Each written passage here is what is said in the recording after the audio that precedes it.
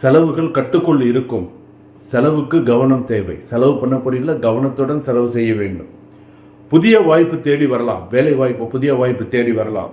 அதே போல் ஒரு ஒரு பேங்க் எக்ஸாம் எழுதியிருக்கேன், ஒரு கவர்மெண்ட் எக்ஸாம் எழுதியிருக்கேன், நான் சில விஷயங்கள் எதிர்பார்க்குறேன்னு இந்த வாரத்தை கண்டிப்பாக எதிர்பார்த்து கண்டிப்பாக நிறைய நல்ல விஷயங்கள்லாம் நடக்கும்.